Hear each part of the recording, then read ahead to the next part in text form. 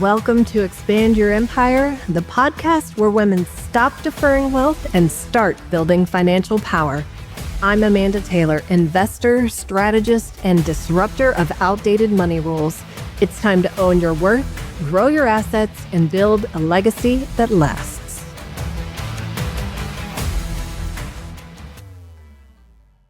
So I have to tell you guys that I just started taking stand-up comedy class that I got roped into by a friend.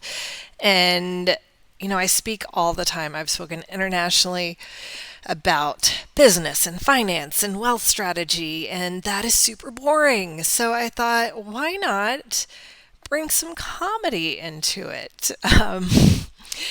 At least to make things a little more lighthearted and, hey, have some fun. But I'm realizing the best business conversations are the ones where, we're laughing about how ridiculous this all is. Like, we're out here building 6- and 7-figure businesses, and none of us know what we're doing half the time. And that is okay.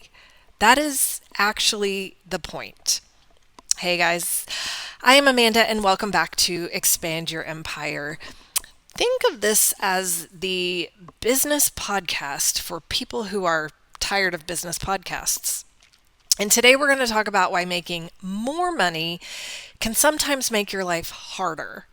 And I promise we're going to laugh about it because otherwise we would just cry. So I want to talk about something I see all the time and something I have definitely lived through myself. It's this thing where your business looks really successful from the outside. Revenue is growing, you're closing your clients, maybe you even have a team now, but it feels a lot harder than it did when you were smaller, and you're sitting here and you're thinking, wait, am I doing something wrong? Is it supposed to feel like this? But here's what I want you to know right up front. No, you are not doing anything wrong. You're just in this really specific stage where the complexity of your business is growing faster than the structure underneath it. And that is actually totally normal. Like, most businesses go through this, but nobody talks about it because we're all supposed to be out here acting like we have it all figured out. So today I want to walk you through what's actually breaking when this happens, why it happens, and most importantly, what to fix first so you can get some breathing room back. Sound good? All right, let's do this. So, when businesses scale without structure, and by the way, most of us do scale without structure because nobody teaches us how to do this, there are 3 things that tend to break first.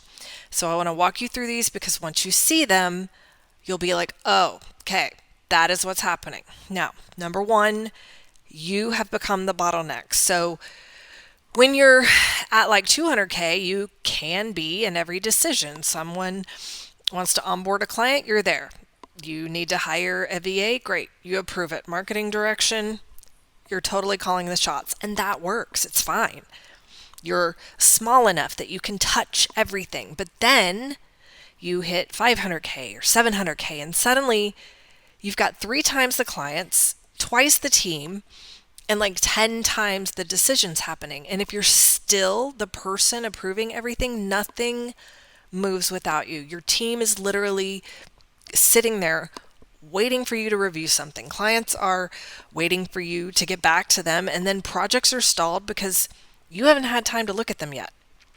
And I know you think you're being thorough, like, I'm just making sure that everything's done right. But what you've actually done, and I say this with love because I have done this, is you've made yourself the bottleneck. Everything has to flow through you, and that is not sustainable. Okay, breaking point number 2, delivery feels like chaos. This one is sneaky because it happens slowly and then all at once. Back to 200K. This is where you can kind of keep everything in your head, right? You know where all the files are. You know what every client needs. Maybe you have one person helping you and you're like, yeah, we've got this. But at 500K, you've got multiple clients at different stages, different team members delivering different pieces, and nobody has a clear process for how things actually get done. So what happens? Balls get dropped, clients get inconsistent experiences. Your team is confused about what done even looks like, and you're the one firefighting all day because you're the only person who knows how things are supposed to work.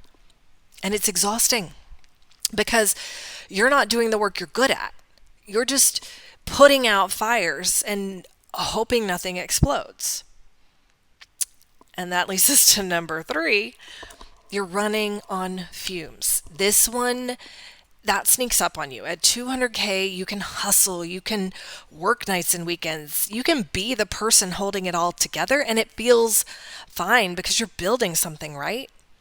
But at 500K, if you're still doing that, if you're still the one working till 10 p.m., answering client texts on Sunday, being in every meeting, you are one burnout away from the whole thing falling apart because the business isn't set up to run without you. It is set up to need you, and that is a problem. So, if any of this is landing and you're like, yes, that is me, I'm the bottleneck, everything is chaos, and I'm exhausted, first of all, I see you. Second of all, we're going to fix it. But we've got to talk about why this happens first. Okay. So here's the thing. This happens because revenue growth feels like the win, right? You hit 300K and you're like, great, it's working. You hit 500K and you're like, I am finally doing something right. And you are. Like, making money is not nothing. That is huge. But here's what nobody tells you. Revenue growth and operational capacity are not the same thing. You can grow revenue by saying yes to more clients. That's actually the easy part. The hard part is having the systems in place to onboard them, deliver to them, support them, and do it all without you being in every single piece. And most of us, we don't build those systems before we scale. We build them while we are scaling, which means we're basically trying to build the plane while we're flying it. And here's the other thing that trips people up. The things that got you to 500K are the exact things that will trap you there. Like being the closer, that worked when you had 5 clients. You cannot scale that to 50. Custom delivering on everything worked when it was just you, but you can't scale that to a team of 5. Being available 24/7 for your clients, it worked when you were hustling to build momentum, but you can't do that when you have a life that you actually want to live. So these things that were strengths, your hustle, your attention to detail, your commitment to being hands-on, they aren't strengths anymore. They're actually holding you back. And I'm not saying this to be harsh. I'm saying it because once you see it, you can do something about it.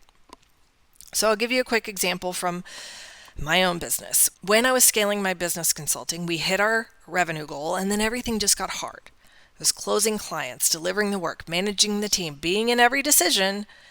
And I remember thinking, I just need to get more organized. I need better time management. Maybe I got to wake up earlier.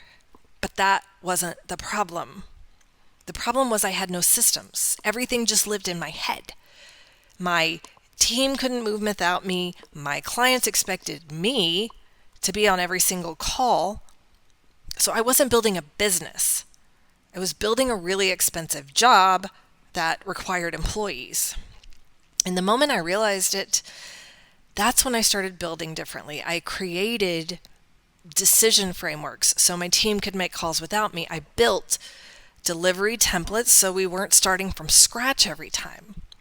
And I trained people to do what I was doing so I wasn't the only one who could do it. And within like 6 months, I went from being in 40 hours of client work to maybe 10. Same revenue, same quality, but I actually had my time back.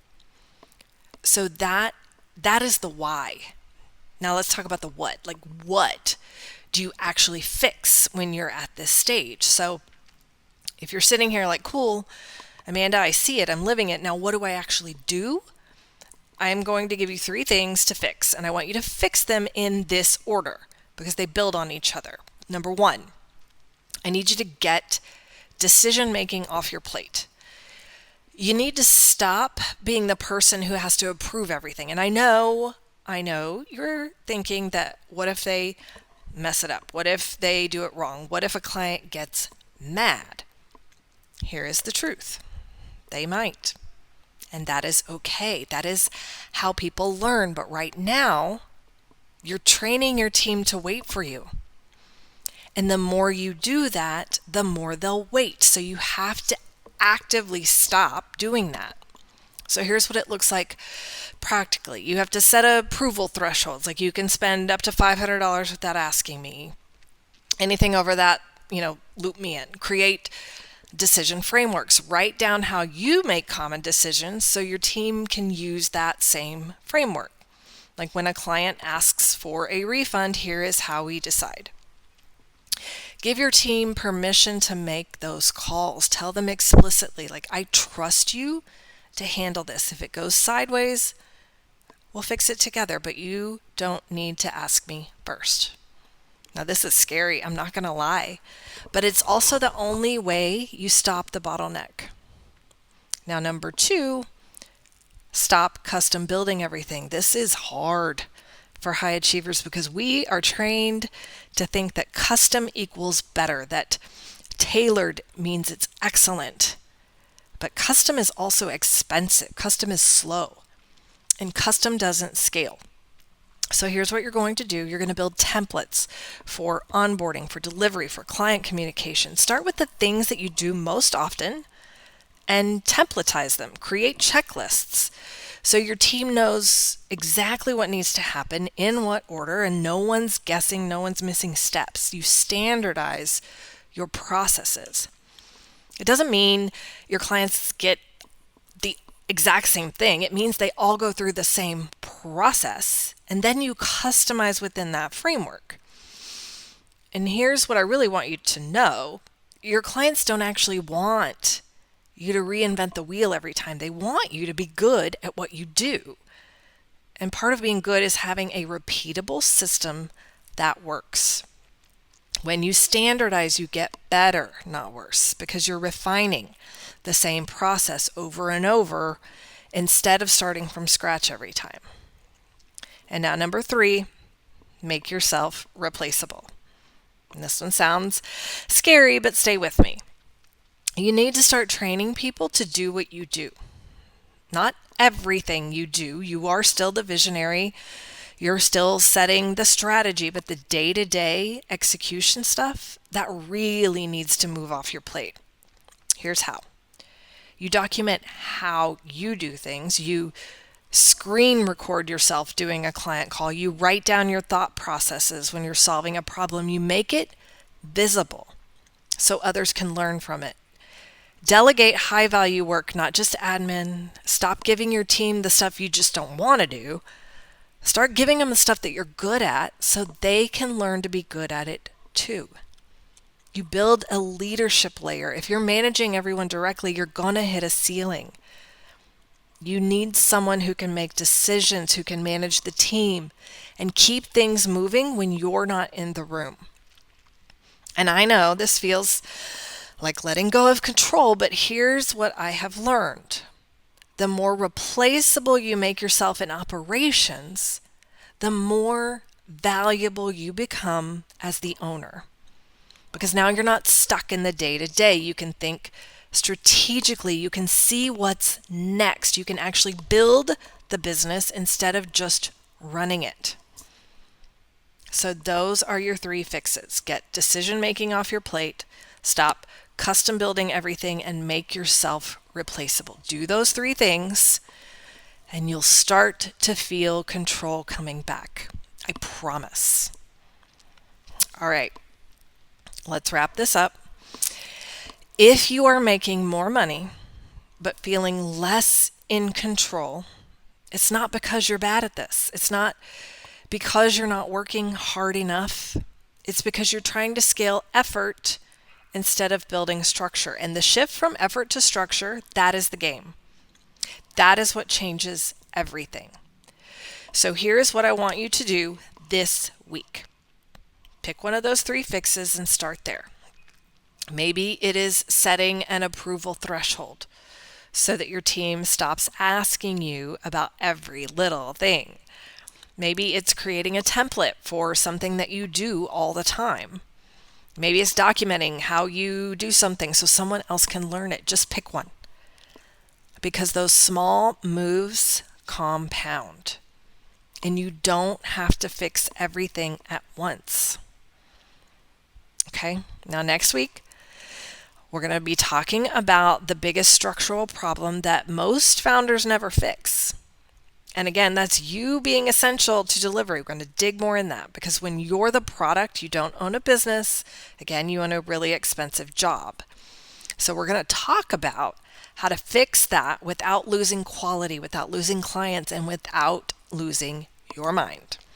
So I will see you back here next week. And hey, if this resonated with you, screenshot the episode, tag me on Instagram or LinkedIn, and let me know what you're going to fix first. I love hearing from you guys. All right, I will catch you next week. And until then, keep building. If this lit something up, share it, review it, and get in the room. Join the Expand Your Empire community and start turning wisdom into wealth. You're not too late, and you're not doing this alone.